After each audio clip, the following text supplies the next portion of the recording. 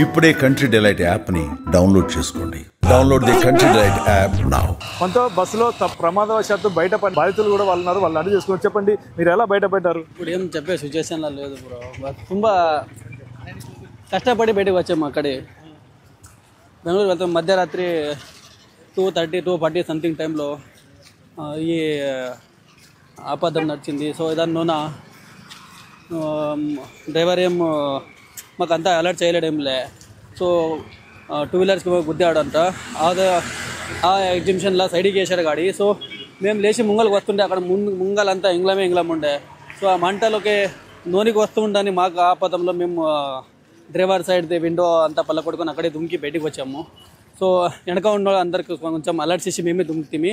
కొంచెం మంది లేచి వారు కూడా బ్యాక్ సైడ్లో అన్ని గ్లాస్ అన్ని పళ్ళకొట్టి వారు బయటికి వచ్చారు. అక్కడి నుంచి కొంచెం ముందు 10-12 మెంబర్స్ వెనక నుంచి వచ్చారు. ముంగల్ నుంచి డ్రైవర్ విండో నుంచి ఒక 5 మంది మేము వచ్చాము.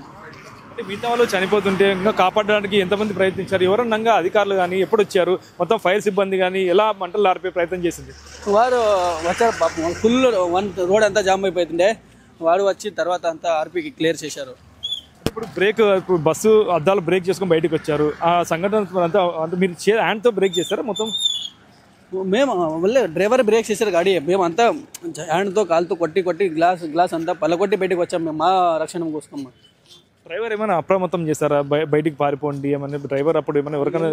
డ్రైవర్ అలర్టే చేయలేదు యాక్చువల్లీ. వాళ్ళ డ్రైవర్ అలర్ట్ చేస్తే మేము ఈజీగా సేవ్ అవుతుంటాం. ఇంకా 10 మెంబర్స్ అంతా సేవ్ అవుతుంటారు అక్కడే.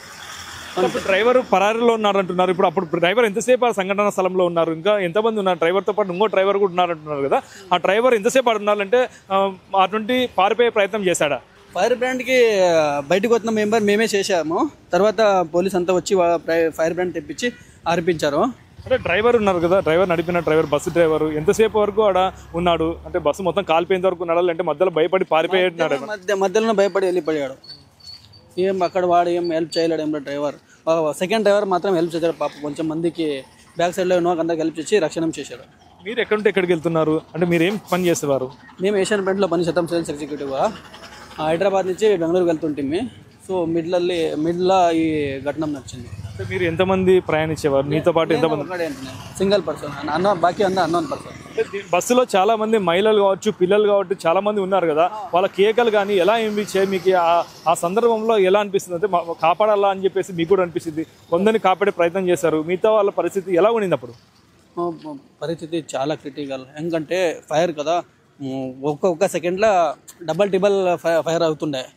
సో ఫుల్ ఫైర్ అవనికింత పైలా ఎంత కమ్ ఫైరింగ్ ఉన్నప్పుడు అప్పుడు మాత్రం రక్షణ చేశారు.